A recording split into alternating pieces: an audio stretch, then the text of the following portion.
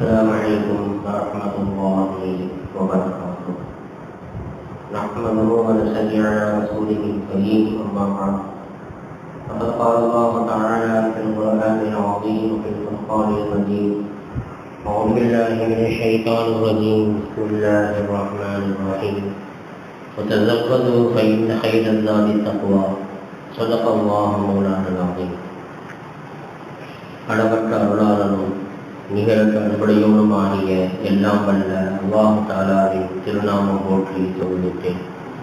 சலாத்தும் சலாமும் ஈருலகத்தில் பெருமானார் முஹம்மது முஸ்தபா அஹ்மது முஜ்தபா ரசூலுல்லாஹி ஸல்லல்லாஹு அலைஹி வஸல்லம் அவர்களின் மீதும் அன்னாரின் அடிச்சுவட்டை அப்படியே பின்பற்றி வாழ்ந்த உத்தம சத்திய சஹாபாக்கள், தாபியீன்கள், தபா தாபியீன்கள், வலிமான்கள், ஷஹதாக்கள், சாலிஹீன்கள், நல்லோர்கள், குறிப்பாக ஜும்மா மஜ்லிஸில் அமர்ந்திருக்கக்கூடிய நம் அனைவரின் மீதும் அல்லாஹுடைய ரஹ்மத் என்னும் கிருபை என்றென்றுள்ளவட்டமாக ஆமீன்.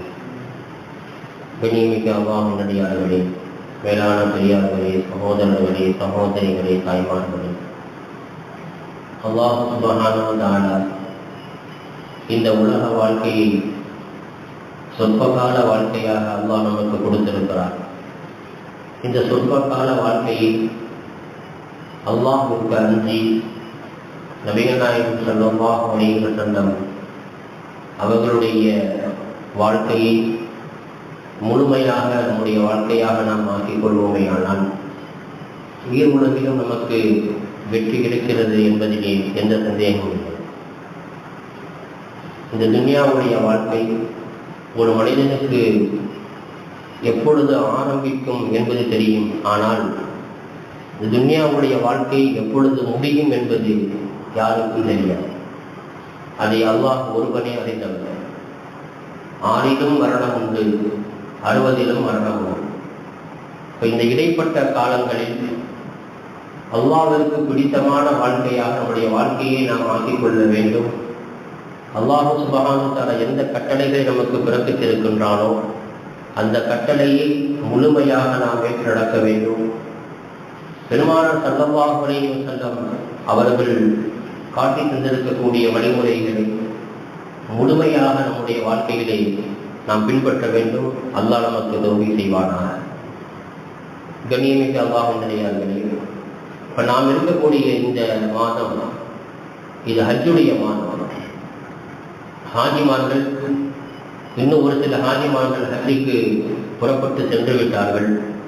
இன்னும் சில ஹாஜிமார்கள் ஹஜ்ஜினுடைய பயணத்திற்காக தயாராகி கொண்டிருக்கிறார்கள். இந்த மாதத்திலே ஹஜ்ஜினுடைய சில விஷயங்களை ஹஜ்ஜுக்கு செல்லக்கூடிய ஹாஜிகளாக இருந்தாலும் இனிமேல் ஹஜ்ஜி செய்ய வேண்டும் யாரு என்று யாருக்கு ஆசை இருக்கிறதோ அவர்களுக்கும், வசதி வாய்ப்புகள் இருந்தும் கூட ஹஜ்ஜி செய்யாமல் இருக்கின்றார்களே அவர்களை பற்றி உண்டான எச்சரிக்கையை ஸல்லல்லாஹு அலைஹி வஸல்லம் அவர்கள் நமக்கு என்ன சொல்கிறார்கள் என்பதை இந்த ஜும்மாவிலே சிந்திக்க நாம் கடமைப்பட்டிருக்கிறோம். அங்கு செல்லக்கூடிய ஹாஜிகள் அந்த ஹஜ்ஜுடைய விஷயங்களிலே ஒவ்வொரு இடமும் மிகவும் மகத்தான ஒரு இடம். ஹாஜிமார்கள் செல்லக்கூடிய இடங்களில் முதலாவது கஅபத்துல்லாஹ்.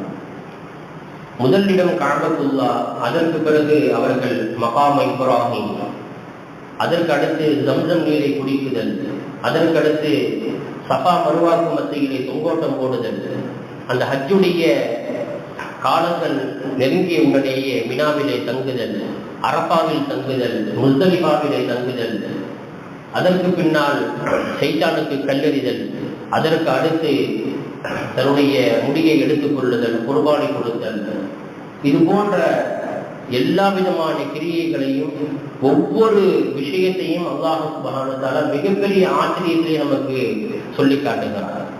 ஒவ்வொரு இடமும் நமக்கு ஆச்சரியமான இடம். கஅபத்துல்லாஹை நாம் எடுத்துக்கொண்டோம் என்று சொன்னால் அதனுடைய வரலாறுகளை நாம் பார்க்கும் பொழுது கஅபத்துல்லாஹை கிட்டத்தட்ட 6 தடவை அதை இடிக்கப்பட்டு கட்டப்பட்டிருக்கிறது. ஒவ்வொரு முறையும் இந்த அமைப்பு இது சரியில்லை, உடனே என்ன செய்யுங்க, இடிச்சிருவாங்க. உடனே வேறொரு அமைப்பு என்ன செய்யப்படும், கட்டப்படும். அந்த சேஃபு ஒரே சேஃப் தான். ஆனால் அந்த கட்டக்கூடிய முறைகள் இருக்கு பார்த்தீங்களா. இப்போ வீடுகள் கட்டுவாங்க இன்ஜினியர்கள். ஒருத்தர் வீடு கட்டுறது ஒரு மாதிரி இருக்கும், இன்னொரு வீடு கட்டுறது ஒரு மாதிரி இருக்கும். எல்லா வீடும் ஒரே மாதிரி இருக்கா? இல்லை. ஒன்று ஒன்று ஒவ்வொரு ஷேப்பில் இருக்கும், ஒவ்வொரு வடிவத்தில் இருக்கும்.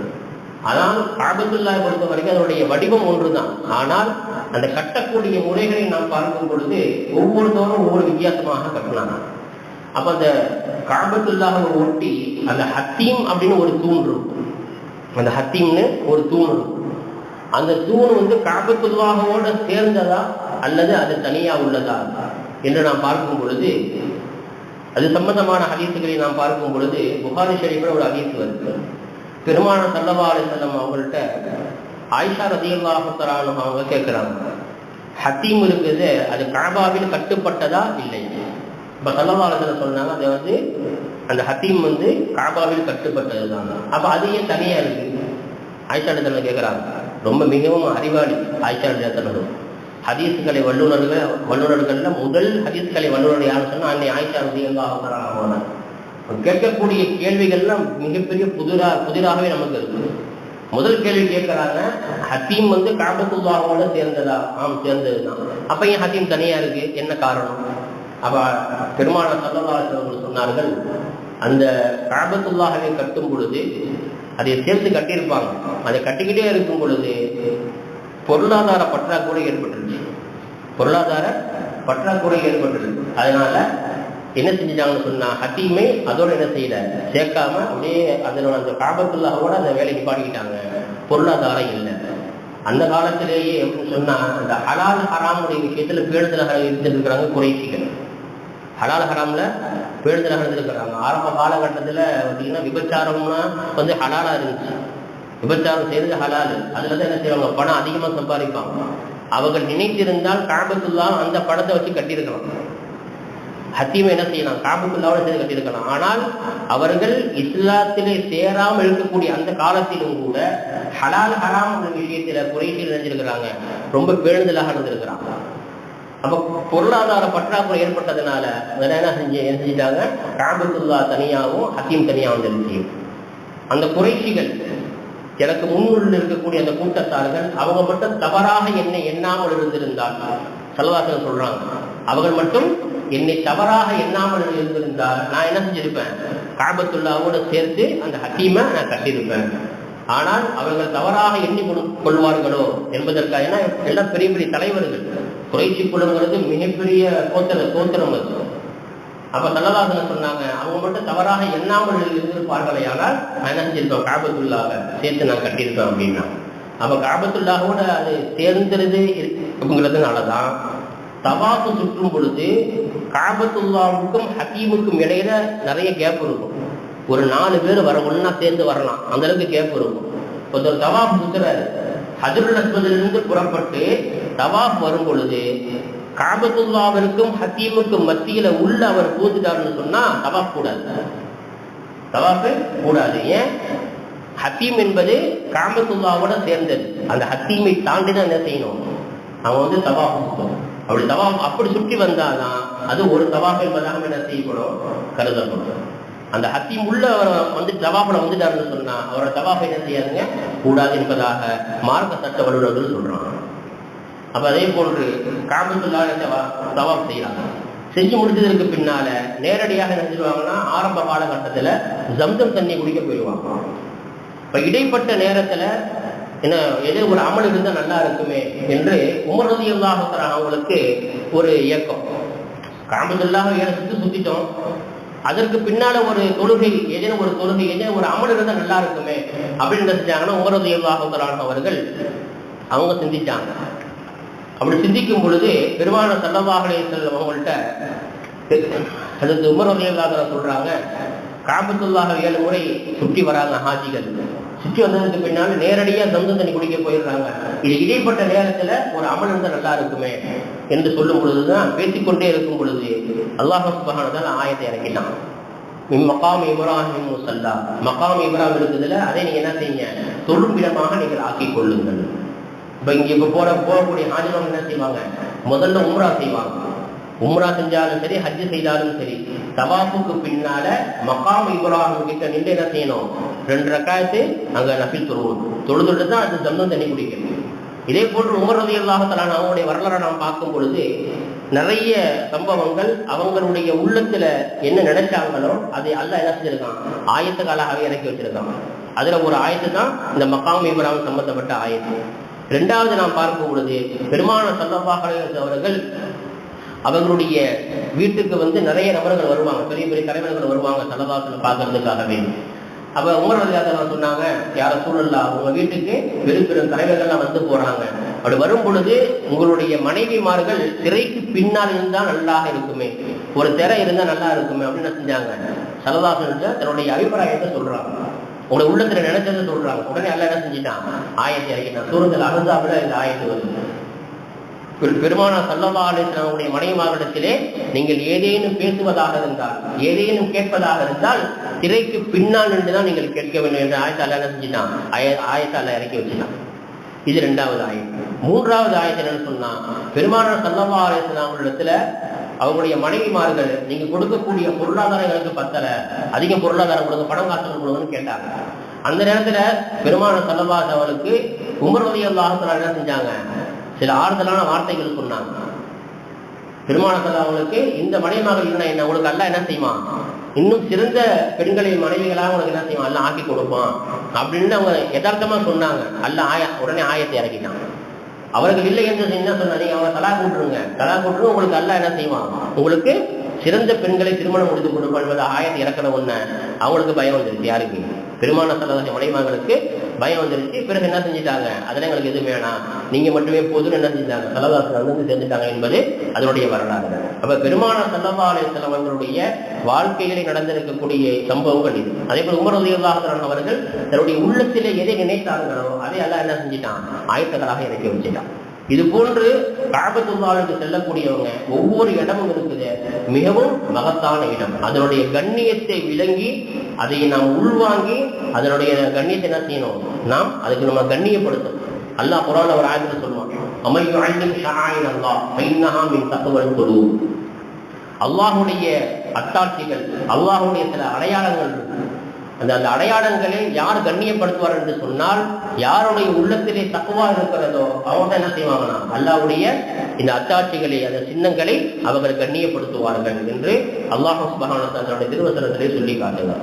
அப்ப கஅபத்துல்லாஹ், அதை சுற்றி இருக்கக்கூடிய அந்த ஹத்தீம், இதெல்லாம் மிக முக்கியமானது. அந்த ஹத்தீமுக்கு கீழாக தான் ஹஜ்ரத் இஸ்மாயில் அலைஹிஸ்ஸலாத்து வஸ்ஸலாம் அவர்கள் அடக்கப்பட்டிருக்கக்கூடிய இடம் அந்த ஹத்தீம் அப்படிங்கிறது. அவங்க என்ன செய்வாங்க? மற்ற நேரங்கள்ல கஅபத்துல்லாஹ்வுக்கும் ஹத்தீமுக்கும் மத்தியில் என்ன செய்வாங்க? போய் முடிஞ்சா 2 ரக்காத் என்ன செய்வாங்க? போய் நம்ம தொழுவாங்க. ஏன்னா ஹஜ்ஜுடைய காலம் ரொம்ப கூட்டமாயிடும், உள்ளே போக முடியாது. எப்ப டைம் கிடையாது என்ன செய்யணும்? அங்கேயும் போய் ஒரு 2 ரக்காத் என்ன செய்யணும்? நம்ம தொழுவோம். மிகப்பெரிய ஒரு பாக்கியம். அதற்கு பின்னால பெருமானார் ஸல்லல்லாஹு அலைஹி அவர்கள் ஹஜ்ஜுடைய காரியங்களை பற்றி சொல்லும் பொழுது, ஹாஜிமார்கள் அவங்க தன்னுடைய பிரயாணத்தை அவர்கள் துவங்கும் பொழுதே அவங்களுடைய பிரயாணம் எப்படி இருக்கணும் அப்படின்னு சொன்னா, அல்லாஹ் குர்ஆன்ல சொல்றான். ஹஜ்ஜை பற்றி சொல்லும் பொழுது, அல் ஹஜ்ஜு அஷ்ஹுரும் மஅலூமாத், ஹஜ் என்பது ஒரு குறிப்பிட்ட காலம், குறிப்பிட்ட நாட்கள் ஹஜ்ஜுடைய காலம் என்று சொல்லிக்கொண்டே வரும் பொழுது அல்லாஹ் சொல்றான், வதஸவ்வது ஃபஇன்ன கைரல் ஸாதி தக்வா. ஹஜ்ஜுக்கு செல்லக்கூடிய ஹாஜிமார்கள் அவர்கள் தன்னுடைய சொந்த ஊரிலிருந்து ஹஜ்ஜுக்கு செல்லக்கூடிய அந்த இடத்திற்கு கொண்டு போகக்கூடிய அந்த ஜாத் என்று சொல்லக்கூடிய பிரயாணத்தினுடைய தயாரிப்பு பார்த்தீங்களா, அந்த பிரயாணத்தினுடைய தயாரிப்புகளிலேயே மிகவும் சிறந்தது என்னன்னு சொன்னா, தக்குவா என்று சொல்லக்கூடிய அந்த பிரயாண தயாரிப்பு தான் மிக முக்கியமானது, சிறந்தது நல்லா சொல்றோம். முதல்ல அல்லாஹ்வுடைய அச்சம் உள்ளத்துல வரணும். ஏதாவது பணம் காசு கிடைச்சிருச்சு, ஒரு 10 லட்ச ரூபா 15 லட்ச ரூபா எனக்கு கிடைச்சிருச்சு, நான் ஹஜ்ஜுக்கு போறேன், இது ஹஜ்ஜே அல்ல. ஹஜ்ஜு என்ன சொன்னா, ஹஜ் எப்படி எல்லாருக்கும் தெரியுமா? ஹஜ்ஜினா நாடுதல் அர்த்தம். என்ன நாடுதல்? அல்லாஹ்வுடைய வீட்டை நான் என்ன செய்யணும்? போய் சந்திக்கணும் அப்படின்னு என்ன செய்யறது? உள்ளத்துல நாடுறது. யா அல்லாஹ், உன்னுடைய வீட்டை சந்திப்பதற்காக நான் வர வேண்டும், அந்த தௌஃபீக் எனக்கு கொடு என்பதாக உள்ளத்துல என்ன செய்யணும்? அந்த நாட்டை முதல்ல உள்ளத்துல வரணும். வந்ததற்கு பிறகுதான் என்ன செய்யணும்? அடுத்தது அதற்கு உண்டான ஏற்பாடுகள் எல்லாம். இந்த காலத்தை பொறுத்த வரைக்கும் பணம் காசு பெரிய பிரச்சனையே கிடையாது. பெரிய பெரிய கோடீஸ்வரராக இருப்பாரு, ஆனா ஹஜ்ஜை செஞ்சிருக்க மாட்டார். அல்லாஹ் என்ன செஞ்சிருக்க மாட்டான், அவருக்கு ஹஜ்ஜுடைய பாக்கியத்தை கொடுத்திருக்க மாட்டான். அப்ப யாருக்கெல்லாம் ஹஜ்ஜுடைய பாக்கியம் கிடைக்கும் என்று நாம் பார்க்கும் பொழுது அதையும் அல்லாஹ் குர்ஆன்ல சொல்றான். வஅத்தின் பின்னாசி பில் ஹஜ் யஸூக ரிஜாலன் வஅலா குல்லி ஸாமிரின் வயஸூக மின் குல்லி ஃபஜ்ஜின் அமீக். ஹஜ்ரத் இப்ராஹிம் அலைஹிஸ்ஸலாத்து வஸ்ஸலாம் அவர்கள் கஅபத்துல்லாஹை கட்டி முடித்ததும் என்ன செஞ்சாங்க, அல்லாஹ் சுப்ஹானஹு வ தஆலா அவங்களுக்கு சொன்னான், இந்த ஆயத்தை இறக்கி வச்சு வஅத்தின் பின்னாசி பில் ஹஜ், இப்ராஹிமே நீங்க என்ன செய்யுங்க, மக்களை ஹஜ்ஜுக்காக நீங்க அழைங்க. அப்ப இப்ராஹிம் அலைஹிஸ்ஸலாம் கேட்டாங்க, யாருமே இல்லை நீங்க அழைக்க சொல்றீங்க அப்படின்னு. அல்லாஹ்ட்ட கேட்டாங்க, யாருமே இல்லை சும்மா கூப்பிடுங்கன்னா என்ன அர்த்தம், நீங்கள் கூப்பிடுங்க, என்னுடைய கட்டளை அதை நீங்க செய்யுங்கன்ட்டான் அல்லாஹ். என்ன செய்வாங்க, வாகனத்துல வருவாங்க, நடந்து வருவாங்க. இன்னைக்கு சில பேர் என்ன செய்யறாங்க, தன்னுடைய நாடுகளிலிருந்து பல நாடுகளிலிருந்து நடந்தே போறாங்க ஹஜ்ஜிக்கு. சில பேர் சைக்கிள்லயே போறாங்க ஹஜ்ஜிக்கு, சில பேர் கப்பல்ல, சில பேர் விமானத்துல, இப்படியாக பல வாகனங்கள் என்ன செய்வாங்க ஹஜ்ஜிக்கு வருவாங்க. நீங்க அழைப்பு கொடுங்க, என்னுடைய கட்டளை இது. அஜ்ஜின் பின்னாசி பில் ஹஜ், இப்ராஹிமே நீங்க என்ன செய்யுங்க, ஹஜ்ஜிக்காக நீங்க அழைப்பு கொடுங்க, வர வைக்க வேண்டிய பொறுப்பு அது என்னோடதுன்னு தான் இல்ல. ஆனா இப்ப நம்ம என்ன செய்யலாம், அப்ப அழைப்பு கொடுத்தப்ப யார் யாரெல்லாம் ரூஹுகள், அப்ப நம்ம எப்படி இருந்தோம், பிறந்துட்டோமா, இப்ராஹிம் காபத்துல கட்டுப்போ நம்ம பிறந்துட்டோமா இல்லையா, நம்ம பிறக்கவே இல்லை. எப்படி இருந்தோம், ரூஹுகளாக இருந்தோம். அப்ப எந்த ரூஹுகள் எல்லாம் ஹஜ்ரத் இப்ராஹிம் அலைஹிஸ்ஸலாத்து வஸ்ஸலாம் அவர்களுடைய அந்த அழைப்பை ஏற்று லப்பைக் என்று சொல்லி சொன்னதோ அப்படிப்பட்டவர்களுக்கு மட்டுமே அந்த வாய்ப்பினால என்ன செய்யலாம், கொடுக்கலாம். சரி, அப்ப நம்ம லப்பைக்குன்னு சொன்னமா இல்லையான்னு நமக்கு எப்படி தெரியும், அதுக்குண்டான அடையாளம் என்ன தெரியுமா, ஒருத்தர் ஹஜ்ஜிக்கு போகணும்னு ஆசை வச்சிருக்கிறார், ஆனா பணம் காசு இல்லை. அவங்களுக்கு நம்முடைய இமாம்கள் சொல்றாங்க, சூரத்துல் ஹஜ் இருக்குல்ல, குர்ஆன்ல சூரத்துல் ஹஜ்னு ஒரு சூரா இருக்கு, அந்த சூறாவை நீங்கள் தொடர்ந்து ஓதி வந்தால் அல்லாஹ் ஹஜ்ஜுடைய பாக்கியத்தை கொடுத்துருவோம். சூரத்துல் ஹஜ்ஜ தொடர்ந்து டெய்லி ஒரு நாளைக்கு ஒரு தடவை டெய்லி ஓதிக்கிட்டே வந்து அதெல்லாம் செய்வான். பணம் காசை நீங்க எதிர்பார்க்கவே அவசியம் இல்லை, நீங்க அந்த சுவையை ஓதிக்கிட்டே வாங்க, ஏதேனும் ஒரு ரூபத்தில் அல்லாஹ் என்ன செய்வான், உங்களுக்கு பணம் காசுகளை ஏற்பாடு செஞ்சு வீட்டின் பக்கம் உங்களை என்ன செய்வான், அல்லாஹ் அழைச்சிடுவோம். இப்போ உள்ளத்துல என்ன செய்யணும், முதல்ல வரணும். ஹஜ்ஜின்னு சொன்னாலே என்ன செய்யுது, நாடுதல் என்பதாக முதல்ல ஹஜ்ஜுடைய நாட்டை நம்மகிட்ட வரணும். அப்படி வந்தாலும் அல்லாஹ் என்ன செய்வோம், நம்ம அவருடைய வீட்டிற்கு அவரை அழைத்து செல்வான் என்பது எந்த சந்தேகம் இல்லை. இப்ப இந்த ஆயத்துல இமாம் குர்துபி ரஹ்மத்துல்லாஹி அலைஹி அவங்க சொல்றாங்க, அப்படின்னு சொன்னா அல்லாஹ் சுப்ஹானஹு வ தஆலா எந்தெந்த காரியங்கள் எல்லாம் உங்களுக்கு ஏவி இருக்கின்றானோ அதை பின்பற்றக்கூடிய விஷயத்திலே அல்லாஹ்வை நீங்கள் அஞ்சிக் கொள்ள வேண்டும். இப்ப ஹஜ்ஜிக்கு போறாங்க, எந்தெந்த காரியங்களை அல்லாஹ் ஹஜ்ஜில செய்ய சொல்லியிருக்கிறானோ அந்த காரியத்துல என்ன செய்யணும், அதை நீங்க செஞ்சே ஆகணும். அதுல போய் என்ன செய்யக்கூடாது, நம்முடைய சிந்தனையை அறிவை செலுத்தக்கூடாது. காபத்துல்லாவை அல்லாஹ் சுத்த சொன்னான், ஏன் சுத்தணும், இப்ராஹிம் மக்காம இப்ராஹிம் 2 ரக்காத் அல்லாஹ் தொழுவ சொல்லியிருக்கிறான், ஏன் தொழுவணும், ஜம்சம் தண்ணியை அல்லாஹ் குடிக்க சொல்றான், ஏன் குடிக்கணும், சஃபா மர்வத்தில சாய் ஓடணும், ஏன் வேகமா ஓடணும், எதுக்கு ஓடணும், மினால தங்கணும், ஏன் தங்கணும், அரபாவில தங்கணும், ஏன் தங்கணும், முஸ்தலிஃபால தங்கணும், ஏன் தங்கணும், இப்படியாக கேள்வி கேட்கக்கூடாது. அல்லாஹ் சொல்லிட்டானா மினால தங்கணுமா, நீ தங்கிடு, 5 நாள் அங்கதான் தங்கியிருக்கணும். அந்த மினாவில் தங்கியிருந்தா அங்கிருந்தா என்ன செய்வாங்க, ஒவ்வொரு இடத்துக்கா போவாங்க. நம்ம வெளியூர் போறோம்னா என்ன செய்வோம், தங்கியிருப்போம், மற்ற இடங்களை போய் சுத்தி பார்ப்போம். அது மாதிரி அல்லாஹ் சுப்ஹானஹு வ தஆலா மினாவிலே தங்க வைத்த அந்த 5 நாட்கள் பிறை 8 பிறை 12 வரைக்கும் 5 நாட்கள் என்ன செய்வாங்க, மினால தங்கியிருப்பாங்க. அந்த ஒரு நாள் மட்டும் ஒரு சில நேரம் பிறை 9 அன்று அரபாவுடைய தினத்தில் என்ன செய்வாங்க, ஹாஜிமார்கள் அந்த அரபா மைதானத்துல எத்தனை லட்சம் மக்கள் ஹஜ்ஜிக்கு போயிருக்கிறாங்களோ அனைத்து மக்களும் எங்க இருப்பாங்க, அங்க அரபாவில் இருப்பாங்க. போய் ஒரு நிமிடமாவது என்ன செய்யணும், அந்த அரபால போய் தங்கிடணும். அப்படி தங்கணும்னு சொன்னா ஹஜ்ஜே கூடாது. நபிகள் நாயகம் ஸல்லல்லாஹு அலைஹி வஸல்லம் சொல்றாங்க, அல் ஹஜ் அரபா, ஹஜ்ஜுங்கிறது அரபாவில் தங்குறது தான். அந்த அரபாவில் யாரும் ஒருவர் தங்கவில்லையோ அவருடைய ஹஜ்ஜே கூடாது. 7 லட்சம் 8 லட்சம் செலவு பண்ணி போறாங்கல்ல, அந்த அரபாவில் தங்கலன்னு வைங்களேன், அவங்களுடைய ஹஜ்ஜே கூட போயிடும். அல்லாஹ் பாதுகாக்கணும். அப்போ ஒவ்வொரு இடமும் மகத்தான இடம் என்பதாக அல்லாஹ் சுப்ஹானஹு வ தஆலா நமக்கு மிகவும் தெளிவாக தன்னுடைய வசனத்தின் மூலமா நமக்கு சொல்லி காட்டுகிறார். அப்ப ஒவ்வொரு இடங்கள் இருக்கு, மினா இருக்குது. மினா எப்படிப்பட்ட இடம் அப்படின்னு சொன்னா, அந்த மினா என்ற இடத்துலதான் அந்த உமர் ரலியல்லாஹு அன்ஹு பிறந்த இடம் மினா. அதே போல மினாவில் பார்த்தீங்கன்னு சொன்னா சின்னதா ஒரு குவார்டர்ஸ் மாதிரி இருக்கு, சின்னதா ஒரு சின்ன வீடு மாதிரி இருக்கு. அது என்ன வீடு அப்படின்னா, அது இப்ராஹிம் அலைஹிஸ்ஸலாத்து வஸ்ஸலாம் அவர்கள் தன்னுடைய மகன் இஸ்மாயில் அலைஹிஸ்ஸலாத்து வஸ்ஸலாம் அவர்களை ஒரு பாறை என்ன செஞ்சாங்க, படுக்க வைத்து அறுக்க போனாங்கல்ல, அந்த அவர்கள் அறுக்க போன அந்த இடம் தான் அந்த சின்ன கூண்டு மாதிரி வச்சிருப்பாங்க. மினாவை பொறுத்த வரைக்கும் டென்ட் எல்லாம் ஒரே மாதிரி இருக்கும். ஆனால் அந்த ஒரு இடம் மட்டும் அப்படின்னு சொன்னால் நம்முடைய பள்ளிவாசலுடைய கதவு இருக்குல்ல, அந்த கலரில் இருக்கும். சின்ன கூண்டு மாதிரி வச்சிருப்பாங்க. அந்த இடத்துல தான் இப்ராஹிம் அலைஹிஸ்ஸலாம் தன்னுடைய மகனார் என்ன செஞ்சாங்க, அறுக்க முற்பட்ட இடம் அந்த இடம் தான் மினாவுடைய சொல்லக்கூடிய அந்த இடம். இது போன்று நிறைய சிறப்புகள் மினாவுக்கு உண்டு. அதே போன்று அரஃபாவுடைய மைதானம், அரஃபாவுடைய மைதானத்தை பொறுத்த வரைக்கும் அங்கே ஜபலே ரஹ்மா அப்படின்னு ஒரு மலை இருக்கு. சின்ன மலை தான், மேலே ஏறலாம், ஏறி மேலே போய் பார்க்கலாம். அந்த ஒரு சின்ன தூண் மாதிரி வச்சிருப்பாங்க. அந்த இடத்துல போய் நம்ம மக்கள் என்ன செய்வாங்க தெரியுமா, அந்த தூணை போய் சுத்துறது. காபத்துல்லா மட்டும்தான் சுத்தணும். நம்ம இருக்கக்கூடிய பள்ளிவாசல் எந்த பள்ளிவாசல் கூட செய்யக்கூடாது, நம்ம சுத்தி வரக்கூடாது. தவாஃப் அப்படிங்கிறது காபத்துல்லாவுக்கு மட்டும்தான். சில பேர் என்ன செய்வாங்கன்னா அந்த மலை மேல ஏறி போய் அதை சுத்துவாங்க. அங்க ஒருத்தர் என்ன செய்வாங்க, 2 பேர் நின்றுக்கிட்டு செய்யக்கூடாதுமாங்க, போங்க இவ்வளவு செய்யக்கூடாது. அந்த நின்று துவா செய்யலாம். ஏன் துவா செய்யணும் அப்படின்னு சொன்னா, அல்லாஹ் சுப்ஹானஹு வ தஆலா அந்த இடத்துலதான் ஹஜ்ரத் ஆதம் அலைஹிஸ்ஸலாத்து வஸ்ஸலாம் அவர்களும் ஹஜ்ரத் ஹவ்வா அலைஹிஸ்ஸலாத்து வஸ்ஸலாம் அவர்களும் 2 பேரும் சந்தித்துக் கொண்ட இடம். சொர்க்கத்திலிருந்து அல்லாஹ் என்ன செஞ்சிட்டான், ஆதம் ஹவ்வா அலைஹிஸ்ஸலாமை கீழே இறக்கிட்டாங்க. ஆதம் அலைஹிஸ்ஸலாம் எங்க போயிட்டாங்க, சிலோன் போயிட்டாங்க. சிலோன் அல்லாஹ் இறக்கிட்டாங்க. ஹஜ்ரத் ஹவ்வா அலைஹிஸ்ஸலாம் எங்க இறக்கிட்டாங்க, ஜித்தால இறக்கிட்டாங்க. அதுக்கு ஜித்தான்னு என் பேரு வந்து ஜத்தத்துன் அப்படின்னு சொன்னா பாட்டின்னு அர்த்தம். அதுதான் ஜித்தாங்கிற நம்ம இன்னைக்கு ஜித்தான்னு சொல்றோம்ல. யாரு, ஹஜ்ரத் ஹவ்வா அலைஹிஸ்ஸலாம் அங்க இறங்கினாங்க. ஹவ்வா அலைஹிஸ்ஸலாம் யார் நமக்கு, அப்படியே பாட்டினா முப்பாட்டினா போனோம்னா அவங்க நமக்கு பாட்டி முறை வரும். அதனால என்ன செஞ்சாங்க, அந்த இடத்துக்கு என்ன பேர், அந்த ஊருக்கு என்ன பேரு, எங்கெங்க போறீங்க, ஹஜ்ஜிக்கு போறோம், சென்னையில எங்க போய் இறங்குங்க, நான் ஜித்தால போய் இறங்குவேன் சொல்றமா இல்லையா. ஜித்தான் என் பேர் வந்து இதனால தான் அவங்கள அல்லாஹ் அங்கே இறக்கிட்டாங்க. அப்ப ஹஜ்ரத் ஆதம் அலைஹிஸ்ஸலாத்து வஸ்ஸலாம் அவர்கள் என்ன செஞ்சாங்க, சிலோனிலிருந்து இலங்கையிலிருந்து நடந்தே ஹஜ்ஜிக்கு வந்தாங்க. அவங்க வந்து உயரம் வந்து 60 அடி.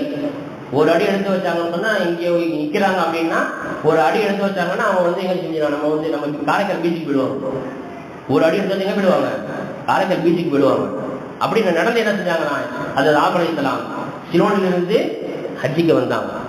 வந்து ஹஜ்ஜி செஞ்சுட்டு 2 பேரும் கணவனும் மனைவியும் சந்தித்துக் கொண்ட இடம் தான் என்னங்க, அந்த அரஃபா என்று சொல்லக்கூடிய அந்த ஜபலே ரஹ்மா என்று சொல்லக்கூடிய அந்த இடம்.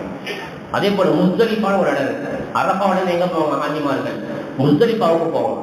முஸ்தலிஃபாவோட சிறப்புல மிக சிறப்பான ஒரு விஷயம் என்ன அப்படின்னு சொன்னா, ஆதம் ஹவ்வா அலைஹிஸ்ஸலாம் 2 பேரும் பல நீண்ட காலத்திற்கு பிறகு சந்தித்துக் கொண்டதற்கு பிறகு அவங்க 2 பேரும் வீடு கூடுனது, உறவு கொண்ட இடம் அந்த முஸ்தலிஃபா என்று சொல்லக்கூடிய அந்த இடம். எனவே சில ஹாஜிமார்கள் அங்க என்ன செய்வாங்க, அங்க போய் முஸ்தலிஃபால என்ன செய்வாங்க, சிறிது நேரம் தங்கிட்டு அங்க போய் என்ன செய்வாங்கன்னா 2 வக்தை சேர்த்து தொழுவாங்க. 2 வக்தை சேர்த்து தொழுவாங்க. சில பேர் அங்க உட்கார்ந்து சட்டம் பேசுறது இல்ல, கரெக்டா அந்த வக்துல அசர் மட்டும்தான் அவங்க தொழுவோம், மகரிபு மினான போய் தான் தொழுவோம். இப்படி அங்க உட்கார்ந்து சட்டம் பேசுறது. இது ஹஜ்ஜிக்குன்னே தொழுகையினுடைய விஷயம் தனி சட்டம் இருக்கு. சில இடங்கள்ல 2 நேர தொழுகைகளை ஒன்னா சேர்த்து தொழுதுறோம். 2 நேர தொழுகைகளை என்ன செய்யணும், ஒன்னா சேர்த்து தொழுதுறோம். ஒரு அரஃபாவுக்கு போறாங்கல்ல, அங்க போய் என்ன செய்வாங்க, 2 நேர தொழுகைகளை ஒன்னா சேர்த்து தொழுவாங்க. இது போன்று நிறைய இடங்கள் இருக்கு. அந்த ஒவ்வொரு இடங்கள் என்ன செய்வாங்கன்னு சொன்னா, சில நேரங்கள்ல டிராவல் பண்ணி போகும் பொழுது நமக்கு இடம் கிடைக்காது, எங்கேயும் நின்று தொழுவ முடியாது, ஏன்னா டிராபிக் அதிகமா இருக்கும், இறங்கவும் முடியாது. அதனால என்ன செய்வாங்க, அந்த நேரம் கிடைக்கும் பொழுது 2 வக்தை என்ன செய்வாங்கன்னு சொன்னா சேர்த்து தொழுதுட்டு என்ன செய்வாங்க, தன்னுடைய பிரயாணத்தை ஹாஜிபாக தொடங்குவாங்க. இப்படியாக அல்லாஹ் சுப்ஹானஹு வ தஆலா நிறைய பல சிறப்புகளை ஒவ்வொரு இடத்திற்கும் என்ன செஞ்சிருக்காங்க, வச்சிருக்கிறாங்க. அதே போன்று எல்லா காரையும் முடிந்ததற்கு பின்னால என்ன செய்வாங்க, ஆண்களாக இருந்தால் மொட்டடிப்பாங்க, பெண்களாக இருந்தால் தன்னுடைய கூந்தல்ல என்ன செய்வாங்க, அந்த கடைசி கூந்தலுடைய கடைசி முடிய என்ன செய்வாங்க, அவர்கள் கத்திரித்துக் கொள்வார்கள். பெண்கள் மொட்டடிக்க கூடாது, ஹராம். ஆண்கள் என்ன செய்வாங்க, மொட்டடிப்பாங்க. சில பேருக்கு மொட்டடிச்சா ஒத்துக்காது, அவங்க என்ன செய்வாங்க சொன்னா மிஷின் போட்டுக்குவாங்க. ஆனா ஸல்லல்லாஹு அலைஹி வஸல்லம் அவர்கள் ஹஜ்ஜிக்கு வந்து தன்னுடைய கிரிகள் எல்லாம் முடிந்ததற்கு பின்னால் யார் மொட்டை அடிப்பார்களோ, முழுமையாக தன்னுடைய முடியை வலித்துக் கொள்வார்களோ அவர்களுக்காக வேண்டிய 3 சுபச்செய்திகளை சொன்னாங்க. 3 தடவை யார் ஹஜ்ஜுடைய காரியங்களை முடித்ததற்கு பின்னால் தன்னுடைய முடியை முழுமையாக வலித்துக் கொள்வாரோ, அதாவது மொட்டை அடித்துக் கொள்வாரோ, அவருக்கு சுப செய்தி, அவருக்கு சுப செய்தி, அவருக்கு சுப செய்தி என்ன செஞ்சாங்க, 3 தடவை சொன்னாங்க. எனவே என்ன செய்யறாரு, ஊர்ல இருக்கும்போது நல்லா கிரிஜா வச்சாரு, பெரிய முடி நிறைய வச்சாரு, அங்க போன என்ன செஞ்சிடணும், முடியை தியாகம் பண்ணிடணும். தியாகம் பண்ணாதான் ரசூல் ஸல்லல்லாஹு அலைஹி வஸல்லம் துஆ கிடைக்கும். இதற்கு பின்னால் நம்ம என்ன செய்வாங்க, ஹாஜிமார்கள் மதீனாவுக்கு போவாங்க. மதீனாவுடைய சிறப்புகள் அந்த மண்ணுக்கே தனி சிறப்பு இருக்கு.